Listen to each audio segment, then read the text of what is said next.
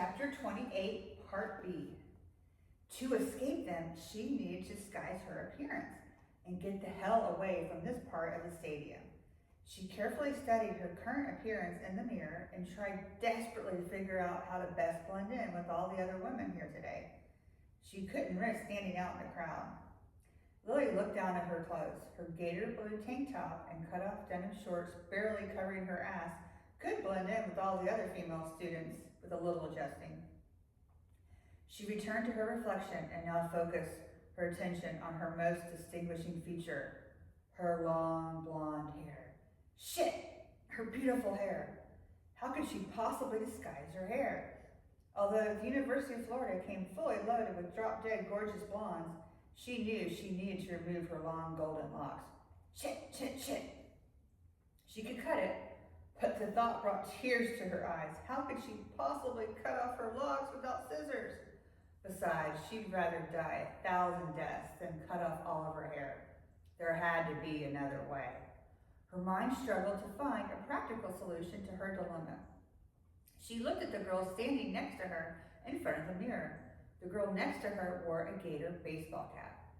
It was a perfect solution, but how to obtain it? Lilly reached into her pocket and withdrew a wad of $20 bills. Cash in hand, she turned to look at the girl. I'll give you $20 for your baseball cap. The girl turned and looked at Lilly. She stared at the wad of cash in Lily's hands. You can have it for $40. Done. Lilly handed the girl two $20 bills. She took the baseball cap. Lilly twirled her hair into a bun and piled the whole thing on top of her head. She placed the newly acquired, albeit expensive, baseball cap on top of her head. Each strand of blonde hair was tucked under the cap, effectively hiding all traces of her natural hair color. Perfect. She placed the gargantuan Chanel sunglasses over her eyes. The eyewear covered half her face. She studied herself in the mirror, satisfied with the transformation. Amazingly, no one would know her. Lilly turned to thank the girl next to her. Without the benefit of a baseball cap to cover her head, the girl sensed aside to brush out her hair, her long blonde hair. Another great opportunity presented itself. The tall girl also wore a blue tank top and short denim shorts. Thanks again, Lilly said to the fellow Gator fan, now $40 richer. No problem, she said without looking away from her own reflection. Excuse me, but can I buy another favor? Depends on the favor.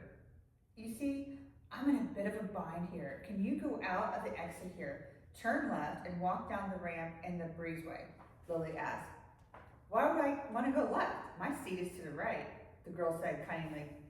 Because I'll give you $100, Lilly said flatly. She revealed another fistful of cash without missing a beat.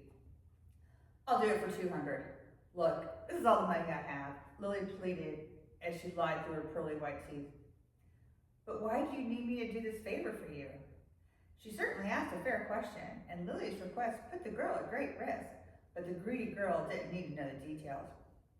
It's a long story, but the bottom line is I'm here at the game today with two different boyfriends, and I really don't want them to find out about each other while I decide which one I like better. One of them may be outside waiting for me, and I don't want him following me out of the ladies' room while I go and see the other guy. Lilly hoped she wouldn't have to bullshit this story any more than necessary.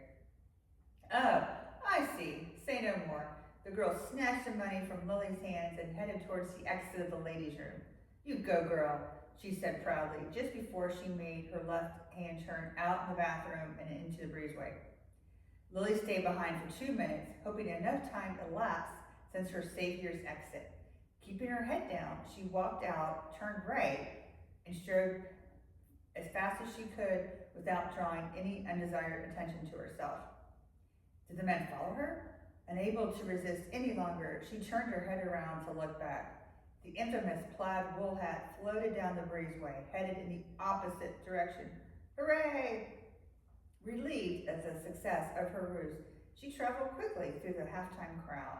With the breezeway heavily packed with fans who tried to purchase their concessions and take their restroom breaks, she blended in with the masses. Lilly turned the corner, which connected the east side of the stadium to the new north end zone. And then she hesitated. Shit, she couldn't go back to her seat. Her standing next to Luke would certainly make her more noticeable. If one of her stalkers used a pair of binoculars, they'd spot them with a methodical search of the stadium. Besides, she didn't want to put Lily, Luke, and Pat at risk. Stalkers wanted her, although she failed to understand why. Lily decided to leave the stadium right while the fans were still crowded in the area. She could always watch the rest of the game at the sorority house, where she could get in touch with Luke. He'd worry about her once she failed to return to his side for the second half of the football game. He might even wonder if security guards ejected her from the game. She decided to send him a text message. She reached for a BlackBerry before she remembered its absence. Shit. After cursing for leaving her phone on the Crate Life jet, she figured she could just call Kitty from the sorority house. So she walked until she exited the swamp. A crowd of people was already leaving the game. All of them headed to either tailgate or drink at one of the many bars strategically located close to the stadium. With countless other Gator fans surrounding her and an abundance of big, strong males around, she calmed down in a bit. Lily just kept on walking. She walked all the way to her sorority house and her sisters. She arrived at the house and collapsed on the nearest couch, still terrified. Was she completely paranoid?